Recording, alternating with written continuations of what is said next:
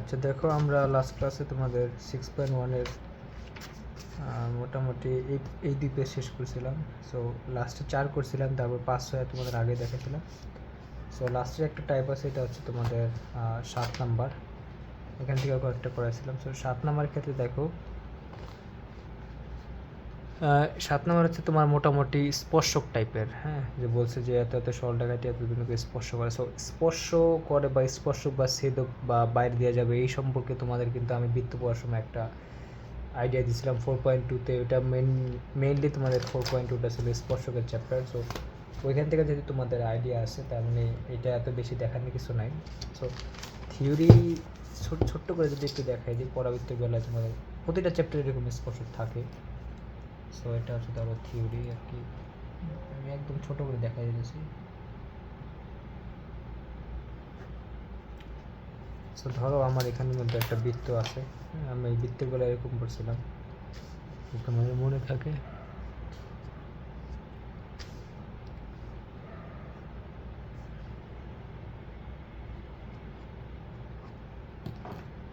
এটা ছিল আমাদের একটা বৃত্ত। যদি হয়, সো আমি জানি এখানে 3টা গণনা করতে পারে, মানে আরেকটা সরল রেখা নেব আমি। সো ধরো এরকম লাল কালিটা নিই।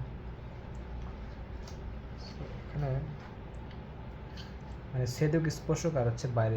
প্রথমে ধরো এটা হচ্ছে আমার ছেদক, এটা একটা ছেদক, তারপর হচ্ছে একটা স্পর্শক, আর একটা হচ্ছে বাইরে দিয়ে যায় এরকম।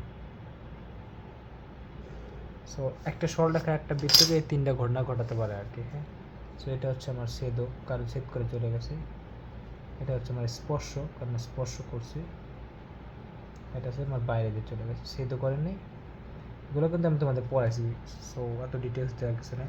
সো আমরা তো জানি যে ছেদ করা হচ্ছে তোমার 2টা বিন্দুতে। বৃত্তকে দেখো 2টা বিন্দু ছেদ করছে, আর স্পর্শ করা হচ্ছে একটা বিন্দুতে। আর বাইরে দিয়ে গেলে সে তোমার কোনো বিন্দু ওখানে পাওয়া যায় না, বুঝতে পারছো? সো এটা হচ্ছে আমার ব্যাপার। সো এখানে কিন্তু আমরা জানতাম যে আমরা এই সরলরেখার সমীকরণ আর এই বৃত্তের সমীকরণকে যখন আমরা সমাধান করি, তখন কিন্তু আমরা যদি দুইটা ওই সমাধানে একটা দ্বিঘাত সমীকরণ পাই, ওই দ্বিঘাত সমীকরণে যদি আমার 2টা সমাধান আসে, তার মানে কি আমার এখানে ওই সরলরেখাটা বৃত্তটাকে ছেদ করে চলে যাবে। আর যদি একটা সমাধান আসে, তার মানে ওটা ছিল হচ্ছে ওই বৃত্তকে সরলরেখাটাকে স্পর্শ করবে। আর যদি কোনো বাস্তব সমাধান না পাই, বা কাল্পনিক পাই বা অবাস্তব পাই বা জটিল পাই, তখন আমাদের ছিল হচ্ছে এরকম বাইরে দিয়ে যাওয়া। হ্যাঁ, সো সেমভাবে তুমি যদি একটু ইসের জন্য চিন্তা করো, পরাবৃত্তের জন্য সেম থিওরিটাই। ধরো এরকম এরকম আমি যদি ধরো আমি যে কোনো একটা পরাবৃত্ত নেই এরকম,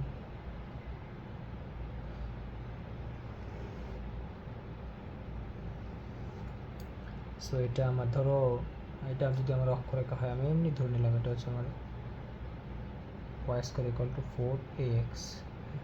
যে কোনো একটা পরাবৃত্ত, এটা সমীকরণ ধরে নিলাম y square equal to 4x। আর একটা সরলরেখা নিলাম ধরো এরকম,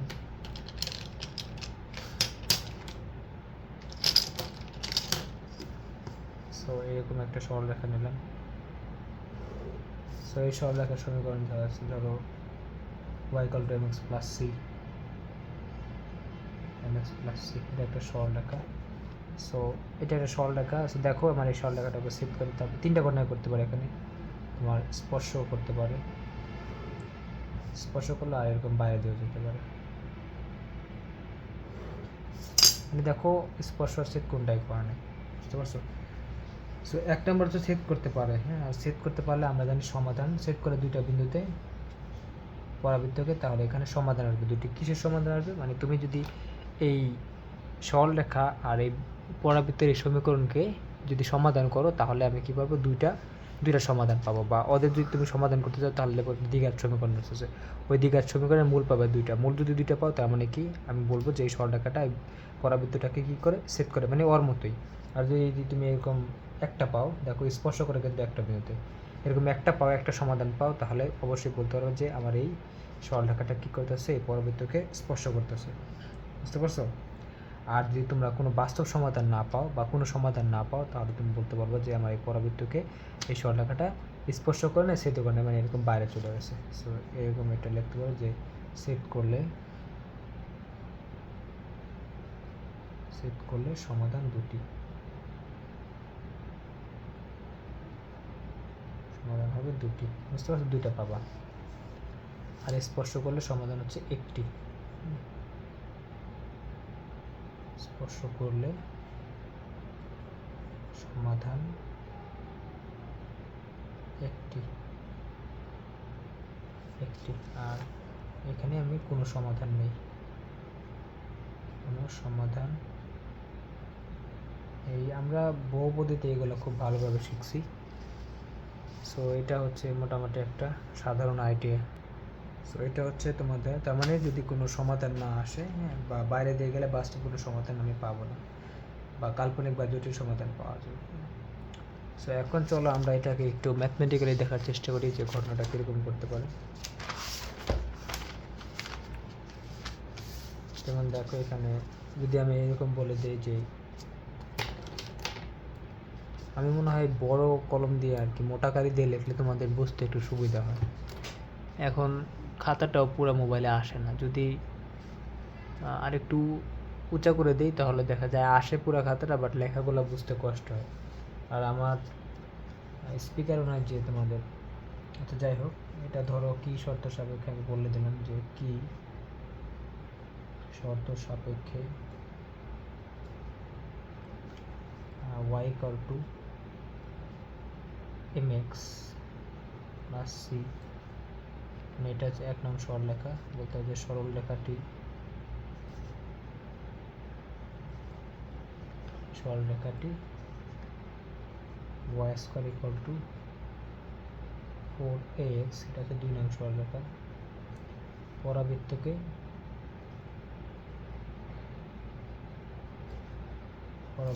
স্পর্শ করবে, স্পর্শ করবে। হ্যাঁ, এটা আসে আর কি, তোমাদের অ্যাডমিশন বলো, স্পর্শ করবে। এটা হচ্ছে আমার প্রশ্ন। সো কী শর্ত সাপেক্ষে আমার এই সরলরেখাটি এই পরাবৃত্তটাকে কী করবে, স্পর্শ করবে। সো সেক্ষেত্রে আমরা কি করব, একটু কষ্ট করে 1 নং আর 2 নংকে সমাধান করব। হ্যাঁ, সো সমাধান করলে দেখি কি আসে। দেখো এখানে যদি হয় তাহলে আমি একটু বড় কালি দিয়ে লিখি, যেমন তোমরা 1 ও 2 নং মধ্যে এরকম লিখতে পারো।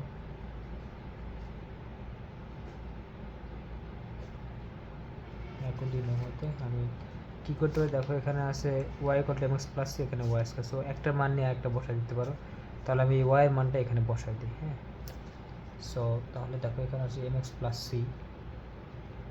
এরকম আসে mx প্লাস c এর whole square equal to 4ax, এরকম। সো আসে এরকম আসে। তাহলে এটাকে আমি যদি একটু ভেঙে দিই আর কি, তাহলে সূত্র চলে আসবে আর কি। তাহলে M square X square plus 2m cx plus হচ্ছে সি স্কোয়ার, মানে A plus B whole square সূত্রটা জাস্ট অ্যাপ্লাই করে দিলাম। আর এখানে আছে ইকুয়াল টু 4ax, কেমন আসে। সো আমি একটু এক্স স্কোয়ার সবগুলো একটু আলাদা, এটা একটা দ্বিঘাত ত্রিভুজ আসবে এক্সের। সো সেটা একটু করার চেষ্টা করি। যেমন আমি যদি একটু এরকম করে দিই, এখানে এক্স আছে। হ্যাঁ, সো এটাকে লিখলাম হচ্ছে এম স্কোয়ার এক্স স্কোয়ার, এটা তো এটার মধ্যে আছে প্লাস, দেখো এখানে 4ax আছে, এখানে আছে 2 আছে, এক্সও আছে। তো তুমি একটু কষ্ট করে, মানে আমি 2xটা কমন নিতে পারি। সো আগে 2 নিলাম, 2x কমন নেব আর কি। সো এখানে আছে এমসি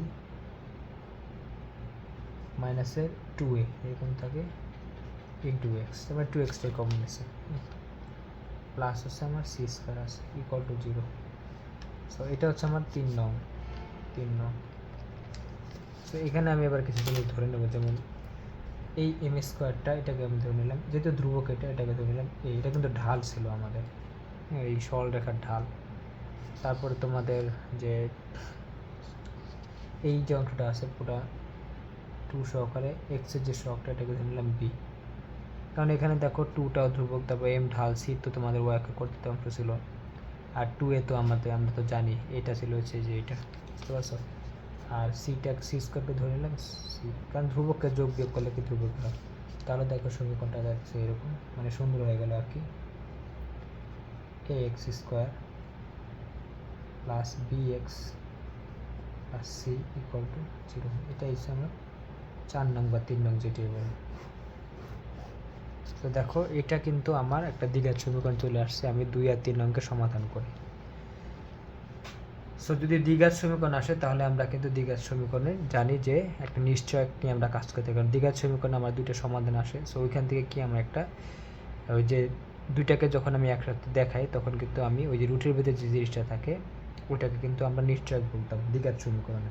হ্যাঁ, সো সেটা যদি তোমরা একটু যদিও তোমরা পারো তাও আমি একটু মনে করে দিচ্ছি, যেমন তোমাদের বহুপদীতে এরকম ছিল, এটা তো দ্বিঘাত সমীকরণ, তার মানে আমি এখানে বহুপদীটা অবশ্যই অ্যাপ্লাই করতে পারবো। বহুপদীতে এরকম ছিল, তোমাদের যদি এরকম হয় ax square plus bx plus c equal 0, এটা যদি হয় আমারটা দ্বিঘাত সমীকরণ, তাহলে এটাকে আমরা লিখতে পারি x এর দুইটা মান আসবে, সুতরাং আমরা লিখতে পারি x ইকুয়াল টু একসাথে লিখি আর কি মাইনাসের b plus minus root over B square minus 4ac divide by 2 আছে, এরকম ছিল। সো এই যে বি স্কোয়ার মাইনাস মানে রুটের ভিতরে যে জিনিসটা, এটাকে আমরা কিন্তু বলতাম নিশ্চয়ক বা পৃত্থায়ক, হ্যাঁ, আর ডিসক্রিমিনেন্ট যেটা বলে। সুতরাং তোমরা বলতে পারবে নিশ্চয়ক হচ্ছে D equal to B square minus 4ac। So এটা ছিল আমাদের নিশ্চয়ক। এখন এটা কেন নিশ্চয় বলতেছি, কারণ আমার এই নিশ্চয়কটা নিশ্চিত করবে আমার এই সমীকরণটার বা এই সমীকরণের কি যে সমাধান বা মূলটা কেমন হবে, মূলটা কি তোমার মূলত হবে নাকি অমূলত হবে, নাকি তোমাদের সমান হবে নাকি অসমান হবে। হ্যাঁ, সো এইরকম আর কি তোমাদের ছিল বাস্তব হবে নাকি অবাস্তব হবে, এই বিষয়গুলো আর কি আমার এই নিশ্চয়ের উপর নির্ভর করতো।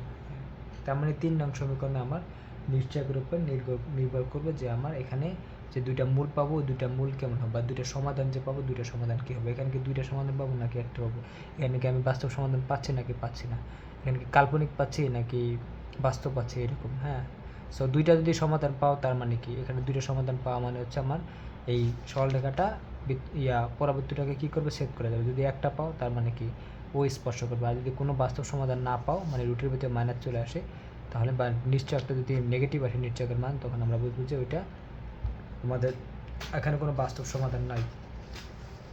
সো এটা একটু দেখো, হ্যাঁ, পুরোটা আসছে কিনা আমি নিজেও বুঝতে পারতেছি না।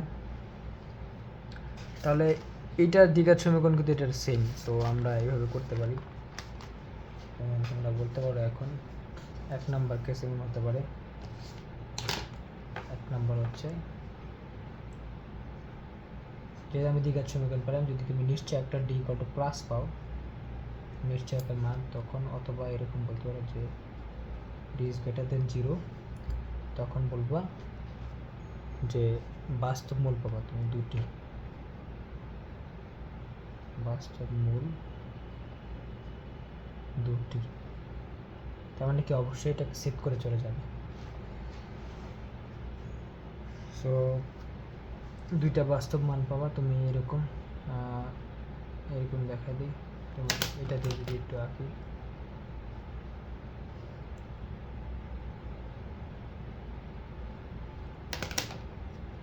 এরকম সেট করে চলে যাবে, এটা আমার সরল লেখা, বুঝতে পারতেছো? সো এরপর হচ্ছে তোমাদের 2 নাম্বার যেটা হতে পারে সেটা হচ্ছে ডি ইকুয়াল টু ধরো 0 বা নিশ্চয় একটা মান 0 আসে আর কি, 0 হলে আমার বাস্তব মূল হবে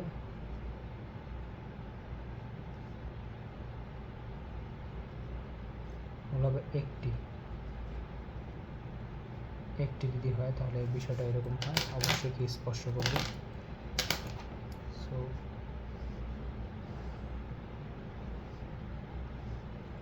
যদি এরকম হয় তাহলে অবশ্যই কী করবে, স্পর্শ করবে,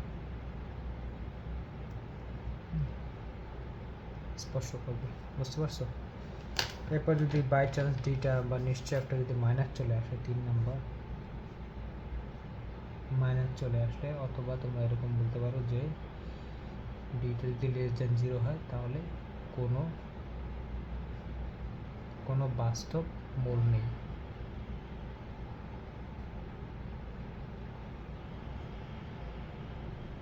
কোনো বাস্তব মূল নেই। যদি কোনো বাস্তব মূল না থাকে তাহলে বিষয়টা এমন দাঁড়াবে বাইরে দিয়ে যাবে আর কি, সেটা দেখাচ্ছি। এরকম সরলরেখাটি এরকম বাইরে দিয়ে যাবে, বুঝতে পারছো? সো এটা এই তিনটা জিনিস মনে রাখলে হয়। তার মানে আমার কিন্তু স্পর্শ করতে হলে আমি d=0 পাবো আর কি, বুঝতে পারছো? তোমাদের ওই সরলরেখার আর হচ্ছে পরবর্তী সমীকরণকে তুমি সমাধান করলে কি পাবা, একটা দ্বিঘাত সমীকরণ পাবো। ওই দ্বিঘাত সমীকরণ নিশ্চয়ই একটা দেখবে 0 আসছে। যদি 0 আসে তাহলে বুঝতে পারবো অবশ্যই কি এই সরলরেখাটা এই পরাবৃত্তটাকে কী করতে পারতেছে, স্পর্শ করতেছে। সো যেহেতু এটা এই পর্যন্ত বুঝতে পারছো, তাহলে আমরা আরেকটু সামনে আগাই। তাহলে তুমি এরকম বলতে পারো যে 3 নং সমীকরণে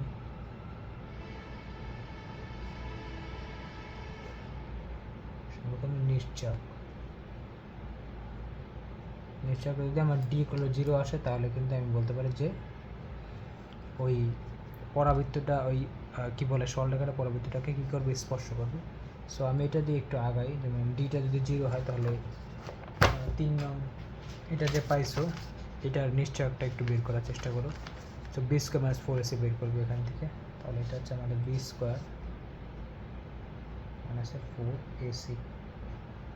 4ac 0। নিয়ম অনুসারে, কারণ নিশ্চয়ক তো এটাই ছিল, b² - 4ac। তাহলে আমি একটু কাজ করি, এখানে একটু মান টান বসাই। দেখো বা এখানে কি করা যায়, দেখো আমি যদি মানটা বসাই দিই, এখানে দুইটা মান বসানো যায়। যেমন এখানে আমার দেখো, এখানে আমার বিটা কি ছিল, বিটা ছিল হচ্ছে এতটুকু, আর এটা ছিল হচ্ছে আমার এইটা m²। সো আর সিটা ছিল হচ্ছে c², এটা নিয়ে সমস্যা নেই। সো তিনটা মান আর কি আমি বসাতে পারি। সো এখানে যদি 2 × mc করি, তাহলে এটা হবে 4, b এর মানটা বসালে 4, mc - 2a, এটা হচ্ছে হোল স্কোয়ার, mc - 2a, এটার হোল স্কোয়ার। এটা হচ্ছে আমার বি এর মান। তারপরে মাইনাস আছে, মাইনাস এখানে আছে 4, আর এর মান ছিল হচ্ছে তোমার কত, এটা ধরছিলাম হচ্ছে m², তাহলে এটা হচ্ছে m², আর সিটা ছিল c², 0। সো আমি জাস্ট এখান থেকে যা জিনিস ধরে নিয়েছিলাম ওটাকে জাস্ট বসাই দিয়েছি এখানে, কারণ এই শর্ত সাপেক্ষে আমি বলছি স্পর্শ করবে। তাহলে দেখো এখান থেকে আমার যেমন এই 4 তুমি কেটে দিতে পারো, 4 কাটা, কারণ 4 কমন নিলে তো আমি ওই পাশে নিলে শূন্যর সাথে করলে আমার শূন্য চলে আসবে। সো তারপরে দেখো কী থাকে, আমার এখানে আমি কী করতে পারি, যেমন এটাকে আমি সূত্র অ্যাপ্লাই করে দিতে পারি। তাহলে এখানে আসছে m² c² মাইনাসের 4 m c a plus a plus 4a², plus plus মাইনাসের m² c² = 0। দেখো আরও বেশি জিনিস, এখানে m² c² কিন্তু কাটা যায়। তাহলে এখানে 4a² আরও সুন্দর হয়ে গেল আগের চেয়ে। তাহলে 4a², এটাকে যদি পাশে নিয়ে যায় = 4mca, এরকম আসে 4mca। তাহলে দেখো এখানে আমার 4 কাটা যায়, আর এখান থেকে একটা কাটা যায়, তাহলে a থাকে mc। দেখো একটা নতুন জিনিস পেলাম। তাহলে এই শর্ত সাপেক্ষে তুমি বলতে পারো যে পরাবৃত্তটি হচ্ছে ওই সরলরেখাটা পরাবৃত্তটাকে কী করবে, স্পর্শ করবে। সো এ কী ছিল, এ কি মনে আছে তোমাদের, ছোটো হাতের এ কী ছিল, y² = 4 ax যে লিখছিলাম। সো এখানে ছিল এটা ছিল তোমাদের ওই যে শীর্ষবিন্দু থেকে উপকেন্দ্রের দূরত্ব, আর এমটা ছিল আমাদের হচ্ছে সরলরেখার ঢাল, আর সি হচ্ছে ও কর্তৃত্ব অংশ ছিল, বুঝতে পারছো? তার মানে যদি আমার a = mc হয়, তাহলে আমার সরলরেখাটি পরাবৃত্তটাকে স্পর্শ করবে। হ্যাঁ, সো এটাই হচ্ছে আমার মূল শর্ত। সো এইটা যদি তোমাদের মাথায় থাকে, অ্যাডমিশন টেস্টে তুমি ধাপা ধাপা অঙ্ক করে ফেলতে পারবে। সরলরেখাটি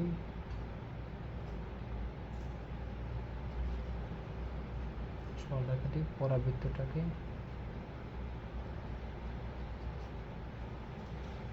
স্পর্শ করবে।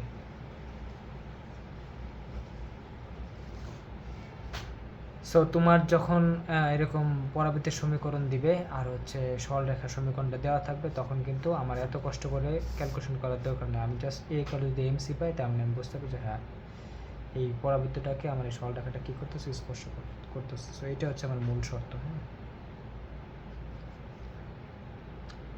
এটা হচ্ছে ব্যাপার। সো এখন যদি তুমি চাও যে আমি স্পর্শ করবো, এটা শুধু না, আমি স্পর্শ বিন্দু বের করতে চাই, সেটা বের করতে পারি। স্পর্শ বিন্দুতে একটা হবে।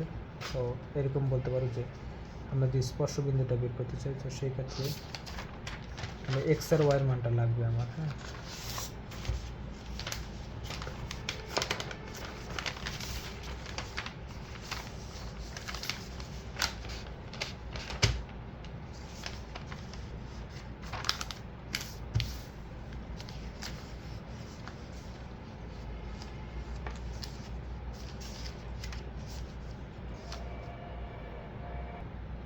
স্পর্শ বিন্দু বের করতে পারলে তোমার কিছু জিনিস একটু মনে করতে হবে। যেমন আমরা একটু ছোটো করে আমি একটু দেখাই এখানে, যে যখন আমাদের ডি ইকুয়াল টু 0 হয় তখন কিন্তু আমরা বলছি যে সমাধান পাই একটা সমাধান পাই। যেমন আমরা এক্স ইকুয়াল টু, একদম সাধারণ ক্ষেত্রে এক্স ইকুয়াল টু এরকম মাইনাসের B plus minus root over B square minus 4ac divided by 2a। বুঝতে পারছো? সো যখন আমার ডি ইকুয়াল টু 0 হয় তখন আমার কী হয়, দেখো d0 কিন্তু আমি এখানে 0 বসাই দিতে পারবো। তাহলে দেখো এরকম আসে, বা এক্স ইকুয়াল টু মাইনাসের বি প্লাস মাইনাস এই রুট ওভারের নিচে হবে 0 ডিভাইড বাই 2a। তাহলে প্লাস 0 আর মাইনাস 0 তো কোনো কিছু না, তাহলে এক্স ইকুয়াল টু শুধু আসছে এইটা মাইনাসের বি ডিভাইড বাই 2 আসে, এরকম আসে। এমন আসে না, মাইনাসের বি মানে একটা সমাধান পাই যদি আমাকে নিশ্চয় একটা শূন্য হয়। সো যদি এটা বুঝো তাহলে কিন্তু আমার হয়ে যায়। তো আমার এটা আমি জাস্ট বোঝানোর জন্য দেখালাম, কারণ ডি ইকুয়াল টু 0 হলে তো আমি একটা পাই, আর ডি ইকুয়াল টু 0 না হলে তো আর আমার স্পর্শ করতেছে না। তাহলে তুমি স্পর্শ বিন্দুর ক্ষেত্রে এক্স এর মানটা কিন্তু অলরেডি জানো। তাহলে আমি বলতে পারি যে স্পর্শ বিন্দু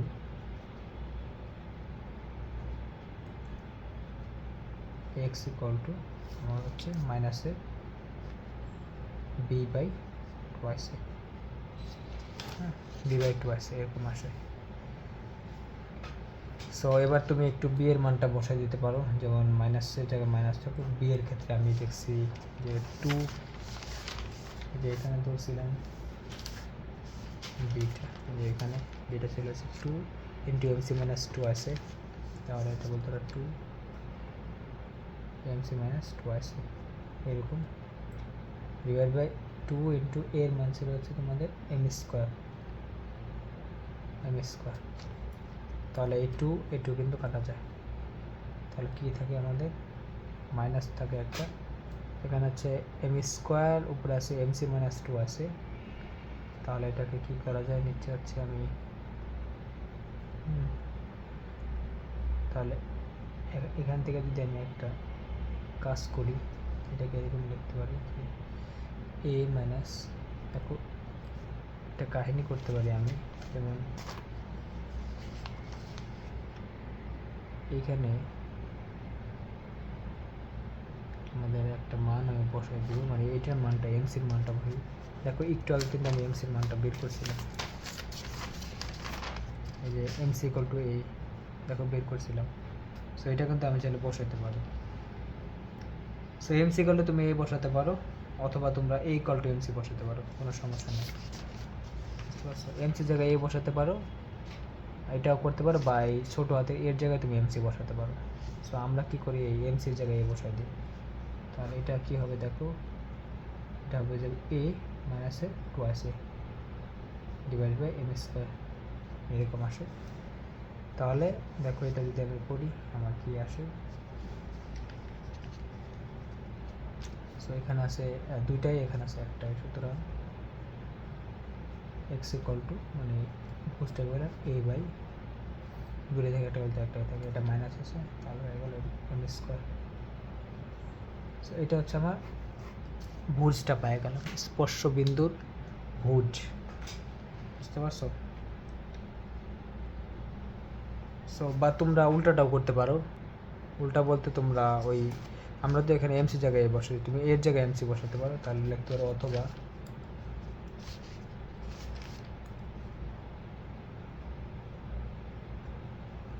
এরকম লিখতে পারো যে এক্স ইকুয়াল টু, এটা ছিল হচ্ছে তোমাদের মাইনাসের এমসি 2 এমসি এখানে ওই যে ইয়াটা ছিল ওখানে আমি মানটা বসাচ্ছি ডিভাইড বাই এম স্কোয়ার, মানে এখানে এর জায়গায় আমি বসে দিচ্ছি তোমাদের এমসি, বুঝতে পারছো? আর টু তো আগে চলে গেছে, মানে এখানে ধরো, হ্যাঁ এটা এমসি, এখানে কী হইতেছে 2mc divide by M square. So তাহলে এটা কী করা যায় দেখো ক্যালকুলেশন করলে, এটা কিন্তু বাইরে মাইনাসটা এখানে দিলে ভালো হবে। এরকম হয় তাহলে এখানে এমসি এমসি তো কমন যায়, তাহলে 1 - 2 থাকে আর কি। বা তুমি এরকম বলতে পারো যে দুইটা এমসি থেকে একটা এমসি গেলে থাকে একটা এমসি, তো মাইনাস আছে, এটা হচ্ছে MC divided by M square, তাহলে একটা এম কাটা যায়, তাহলে বাই এক্স ইকুয়াল টু দেখো কী আসে আমার C square divide by, C square ছিল তো সি ছিল দূর, তাহলে এখানে দেবো সি বাই এম, সো এটা আরও সুন্দর হয়েছে, বুঝতে পারছো দুইটাই। সো একবার তুমি এ বাই এম স্কোয়ার করলেও হয়, এই যে এখানে এ বাই এম স্কোয়ার করলেও তুমি স্পর্শবিন্দু বুঝ পাবা, বা সি বাই এম করলেও হয় স্পর্শবিন্দু বুঝ পাবা। সো এক্সটা বের হয়ে গেল, তাহলে বুঝ বের হয়ে গেলে তুমি এবার কোটিটাও বের করতে পারবা। সো এরকম বলতে পারো যে আবার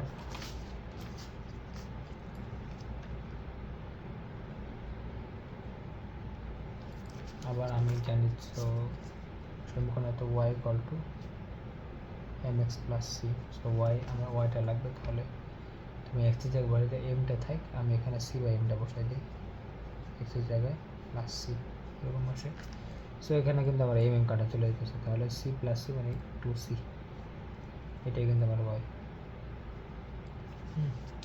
অথবা তোমরা ওইটাও বসে দেবো, এখানে তো আমরা এক্সের জায়গায় বসেছি সি বাই এম, তোমরা অথবা এখানে আমি জানি Y equal to M X আর সি, তাহলে এরকম করতে পারো যে আমি এমটা রাখলাম, এক্সের জায়গায় বসাই দিলাম a by M square plus c, বুঝতে পারছো? আমি এটা বসাইছি আর কি, আগের বার এটা বসাইছিলাম। সো এটা করলে দেখো এখান থেকে কিন্তু একটা এম কাটা চলে যায়, সো এটা থাকবে হচ্ছে এ বাই এম, আর সি এর ক্ষেত্রে কি কিছু বসানো যায়?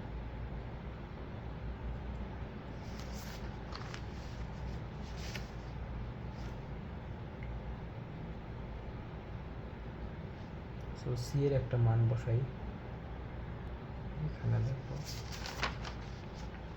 যেখান থেকে সি যদি বের করি তাহলে কি এ বাই এম আসে, তাহলে সি এর মানটা একটু বের বসাই দিই, প্লাস হচ্ছে এ বাই এম, তাহলে এটা হচ্ছে 2a/m। সো এটা দিয়েও কিন্তু আমি ওয়াইটা বের করতে পারি, সুতরাং তোমার স্পর্শবিন্দু কী হবে, সুতরাং দুইভাবে লিখতে পারো, একটা যদি হয় আর তুমি এটা ধরো a/m স্কোয়ার দিতে পারো, একটা a/m স্কোয়ার, তাহলে এটার সাথে এটা দাও, কারণ এখানে এ আর এম আছে, সো এখানে আমাদের 2a/m, এটা একটা। বা আরেকটা হতে পারে, এটা হচ্ছে তোমাদের এটা আর কি c/m, কমা 2c, এটাই অ্যান্সার। হ্যাঁ, এরকমভাবে আর কি অ্যান্সার লেখা দরকার নেই। সো এটা হচ্ছে আমার স্পর্শ বিন্দুটা, তো এটা হচ্ছে ব্যাপার। সো এটা গেল। আসো এখন সমস্যা হচ্ছে অনেকে বলে যে ভাই আমার তো সরল রেখা সবসময় Y equal to M X plus C দেওয়া থাকবে না, আমরা তো এই পরবর্তী চ্যাপ্টারে একটা সরল রেখার সমীকরণ বলছি l x plus m y plus n equal to 0। So যদি ওইটা হয় সেটাও করতে পারো তুমি, সমস্যা নাই। যেমন যদি ওইটাতেও ঝামেলা হওয়ার কথা না, যেমন আমরা পরবর্তী সমীকরণ দেওয়া আছে ধরো Y square equal to 4x, এটাতে কারো কোনো আপত্তি নেই। আর ধরো আমার সরল রেখাটা দেওয়া আছে এটা l x plus m y plus n equal to 0, কারণ এটা এখানে অনেক বেশি দিছে। সো যদি যায়, সো এখান থেকে তুমি সেম সূত্রগুলো অ্যাপ্লাই করতে পারবা, জাস্ট এখান থেকে আমার এমটা কি সিটা কি এগুলো একটু বের করা লাগবে। হ্যাঁ, যেমন এখানে এম ছিল ঢাল, সি ছিল ওয়াই কর্তৃত্বাংশ। সো যদি এটা বের করতে চাই তাহলে আমরা এম এর দেখো একটা সরল রেখার সমীকরণ দেয়, তাহলে কিন্তু আমি ঢাল বের করতে জানি। ঢালটা কী ছিল, মাইনাসের এক্সের শক ডিভাইড বাই ওয়াই শক, তাহলে দেখো এক্সের শক কত এল, ওয়াই শক ছিল এম। সো এটা গেলো। এরপর তুমি যদি সি ওয়াই কর্তৃত্বাংশ বের করতে চাও সেটাও করতে পারবা। এটা করার ক্ষেত্রে আমাদের কি ছিল, ধ্রুবক পদ ডিভাইডেড বাই ওয়াই শক। তাহলে এটা হচ্ছে মাইনাসের ধ্রুবক পদ করে দেখো এন, আর ওয়াই শক হচ্ছে আমার এম, এরকম। বুঝতে পারছো? সো এইভাবে এমসি দিয়ে করলেও তুমি করতে পারবে এটা দিয়ে, এই আকারে থাকলে। সো তাহলে আমি ঢাল পেয়ে গেলাম আর ওয়াই আকার কর্তৃত্বাংশ পাইলাম এটা। সো এরপর হচ্ছে আমরা তো জানি যে সূত্র অনুসারে যে সরলরেখাটি যদি স্পর্শ করে পরাবৃত্তকে, আমরা এরকম দেখতে পাই যে সরলরেখাটি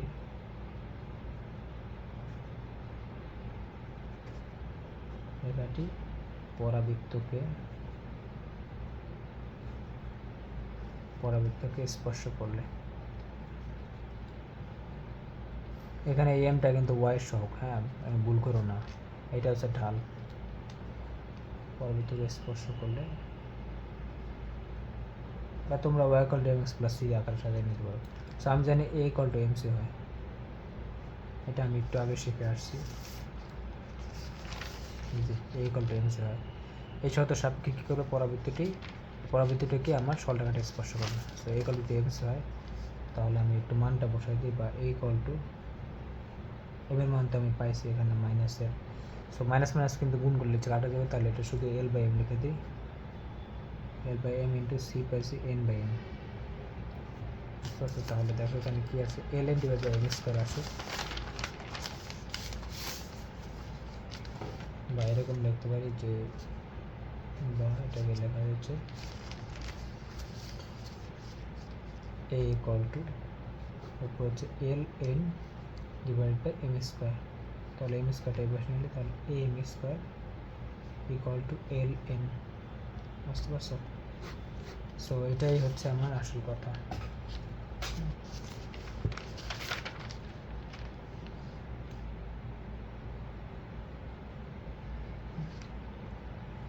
সো এই হচ্ছে ব্যাপার। এই এমটা কিন্তু ছিল ওয়াই শক, মনে রাখো, হ্যাঁ, আর এটা ছিল আমার ঢাল। তাহলে দেখো আমি তো এখানে এই মানগুলো বসাই, তাহলে এখানে যে এমটা আসতেছে এটা কিন্তু ছিল আমার ওয়াই শক।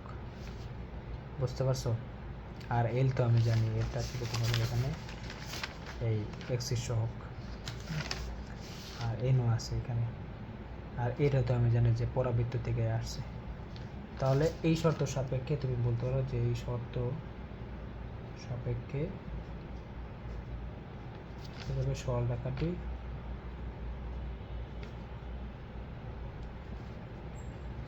পরাবৃত্তকে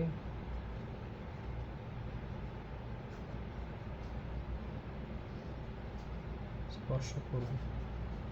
তো এই শর্ত সাপেক্ষে পরাবৃত্তকে সরলরেখাটি পরাবৃত্তটাকে স্পর্শ করবে। সো এই পর্যন্তই ছিল আর কি মেইন থিওরি এখানে, এইগুলোর বাইরে। আর যদি তোমরা এইভাবে না আনতে চাও তাহলে আগের Y equal to M X plus C দিয়ে করবার সমস্যা নেই। সো সাতের অঙ্কগুলো এই টাইপের, তোমাদের সাথে সবগুলাই। সো তোমরা এবার নিজেরাই করতে পারবা। আমি যদি তোমাদের একটা অঙ্ক দেখাই দিই তাহলে হয়। কি বলছো দেখো, যে Y equal two 3x plus 1 লেখাটি এই এম এক্স প্লাস সির মধ্যে হয়েছে, Y square equal to 4x পরবর্তীকে স্পর্শ করে, তবে উপকেন্দ্রিক লম্বের দৈর্ঘ্য, উপকেন্দ্র স্পর্শবিন্দু আর নিয়মক রেখার সমীকরণ নির্ণয় করতে গেছে। সো এটা আসলে আমি জাস্ট মেন জিনিসটা দেখাই দিতেছি। 7-1 এখানে আমাকে দেওয়া আছে এরকম,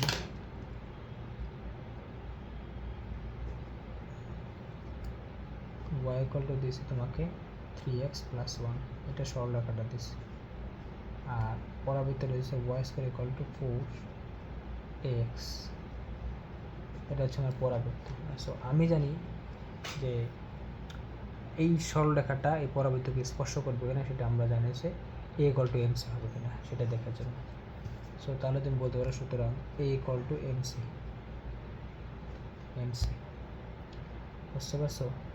সো এখন দেখো আমার কারেন্টটা কী হয়, যে এখানে আমি কি করি, এম আর সির মানটা বসাই, তাহলে এখানে এ ইকুয়াল টু, দেখো এখানে আছে mx প্লাস এ, তাহলে ঢালের মান হচ্ছে 3 আর c হচ্ছে 1, তাহলে 3 × 1, তাহলে a ইকুয়াল টু আসছে আমার কত দেখো থেকে, এটা আসছে আমার a মান,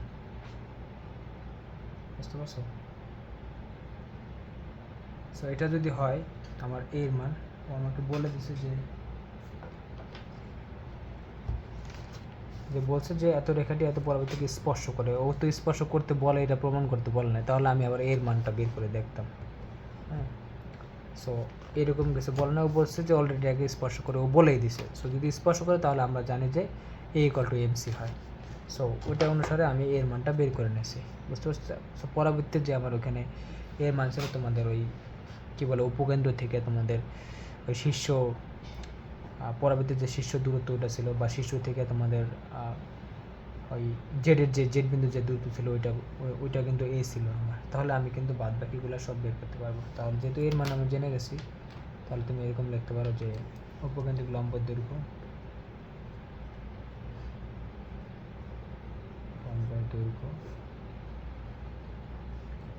ছিল আমাদের 4a, যদি মনে থাকে তোমাদের এরকম 4a, এটা তাহলে এটা কত আসে দেখো 4 × 3 দৈর্ঘ্য, সো প্লাস মাইনাস যা দরকার আছে 12 একক। এটা হচ্ছে তোমাদের ওই উপকেন্দ্রিক লম্ব যেটা এল প্রাইম ছিল, এল প্রাইম, এটা পেলাম। এরপর তোমাকে বলছে নিয়ামক রেখার সমীকরণ বের করতে। সো বলতে পারো নিয়ামক রেখার সমীকরণ,